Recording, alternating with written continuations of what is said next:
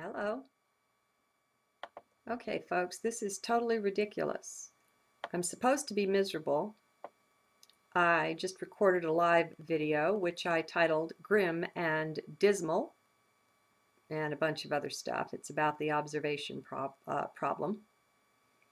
And when I was writing it up, it's been a while since this happened, but the write-up was good enough to make its own journal. I think it was anyway. So this goes with Grim and Dismal. This is the written, quote unquote, transcript that I made. You know how it goes. It can't be a transcript if it was live. All right, so here we go. This is from 11/9/2010, the 3rd of the day. Mayan day 11, dear or hand, written from the live journal, Grim and Dismal, me to you, or the observation problem. And that's why I'm up here in the sky. I'm observing, see? Well, this one's rather strange in a way. I thought I was going to read a journal to you, but then as I was speaking, recording, I looked and saw that the one I had chosen to read, it was already recorded. What a hoot. Great memory. Eh, what? Anyway, too many of the written journals I went through were too cheerful and positive. Since that's not at all where I am right now, I didn't want to lie my way through them energetically. Well, no, of course I wouldn't be lying. The journals aren't that. But there would be some dissonance there between the way I was feeling and the words I was offering. So I opted for live. Grim and dismal is how I described it. Not really, but sort of. We've all felt pretty off before. I'm sure that's nothing new to anyone. Well, here I was thinking that maybe I'd be taking a week or so break from recording to be processing the challenges I'm going through. Ha!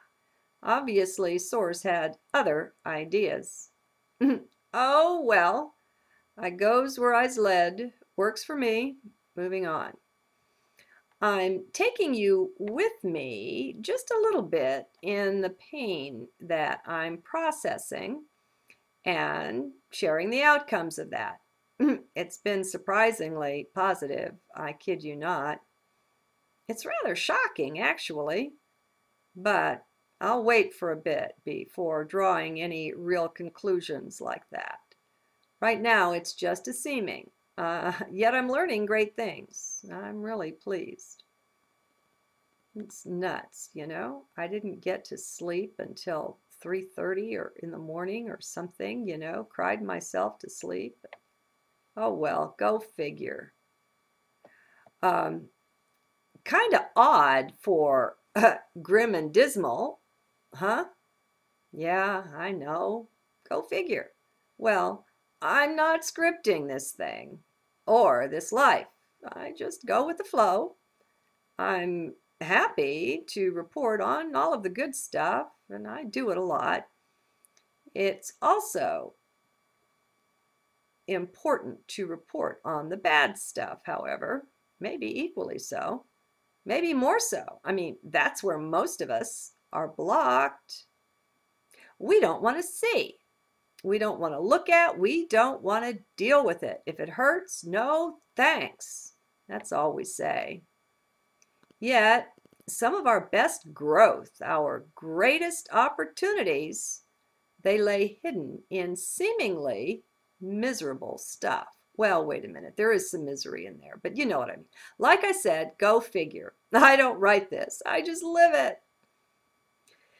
Anyway, one thing I've been pondering deeply for a while is the quantum physics conundrum they call the observation problem. It's a big one, a really huge one. Actually, it invalidates all of known science, pretty much. I mean, how do you get bigger than that? That's how huge an issue this one is. Now, why don't you hear much about it, you say? Oh, what is it? Some of you say. Well, the observation arose from that famous double-slit experiment you may have heard of, where they fired single photons, little light particles, through that. I explain it in the live video. Here, I'll just assume you either know or you'll click over and watch and learn. Anyway, the bottom line for the first double-slit experiment, first isn't in there. The bottom line for the double-slit experiment is that the experiment turned out totally different results when an observer was there watching the action. The observer had a very measurable effect. They never figured it out either, not to this day, why that should be. But if you even just look at the surface of it, you'll see that it shoots objectivity right through the heart. There is no such thing. So much for the scientific method. So much for the thinking of science altogether. It turns out that the experimenter has an effect every time. The experimenter is therefore not and cannot be an objective observer. Turns out that's an oxymoron. The experimenter is a variable in every experiment. Do you see where that leads? It's bigger than big. I'm at a loss for words to share what I see here. How this tears our whole kingdom of current science into useless bits. Well, maybe not useless, but it needs reworking. Everything, every experiment already done will have to be redone or reanalyzed to do this justice. All experiments will have to include important data on every experimenter, everyone who observed any part of it. They all have an effect. They must be included in the analysis, in the write-up. They are variables. It turns every previous experiment on its ear. Okay, so what does the observation effect imply? Well, that one is huge. Too huge for any one person right now to know or say. I've been working on some of the most basic implications, though, and I share some of that in the live video this write-up goes with. For one thing, it means the observer is also a creator. Now, can you take that in? The observer of anything has an effect on it. For another thing, it means everything's all linked up. Nothing is separate. It's all a field. We go from a particle way of viewing to the wave way. The experiment can be seen to happen in a field that includes the observer. They are one. Do you get that? Now, contrast it with the way science is run. Have you been aware of this or pondered it at all? It's really huge. It'll mess with your thinking. Science is looking the other way from this one. I'm sure they'd rather it never happened, was never published. It wouldn't surprise me at all if we later discover there was movement to repress these results. No matter though, we have them, and nothing will ever be the same. It's huge. It's having a very delayed effect on the old guard of science, the scientific community. They're calcified in their beliefs. In the world of the quantum physicists, though, it's more often taken into account. Remember, in quantum physics, all the rules of regular physics are understood to be basically tossed out the window.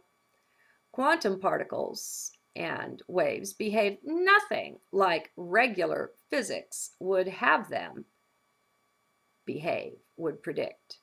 They're independent little boogers. They do their own special, very special dance. Ain't life grand? So, observer and experiment are one unit. That's a good start. Observer and observed form one whole. And that means, don't you know, that you're having a creative effect on literally everything, everyone you observe every day. Let that sink in. That's shocking, isn't it?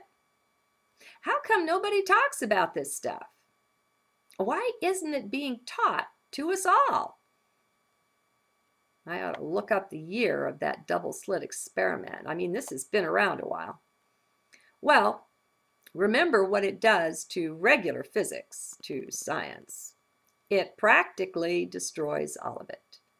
All of our results, all of our assumptions, our experiments, out the window they go. They're no longer valid. They can't be. The observer wasn't taken into account. And if he was, not sufficiently for the power of the effect. In the live video, I give some personal examples of how I've encountered this phenomenon in my own life. We all have, but we just didn't know what was happening there. Well, now we can know. Not know much, mind you, but at least it can make sense of some events in our lives.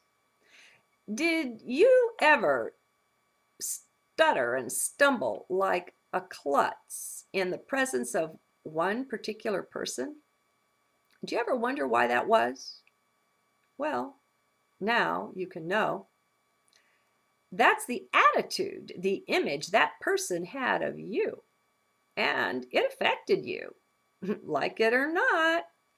That's how it works. It's especially notable for those who have great force of mind. Okay, but what else does it imply? Well, for one thing, the wholeness, the one. Observer and observed form one whole, one unified field. Thus, I must relook at my life, at the situations within it. We never knew the real power our assumptions truly held. Our assumptions are creating our world for us. They're having an effect. We didn't know. Well, we didn't know consciously. From within heart, at some level, we really did know and do know. Not consciously, generally. That's a big thing, and that makes a big difference. Just like it turns science on its head, so it does with our life. Hello! We can go back and reevaluate and take the observer problem into account. Now, before you go trekking off into mind doing that, stay with me here. Come on, remain in heart. You can do that later. Anyway, that's the best place to observe and ponder this stuff, don't you know? That's where your inner tutor is to be found.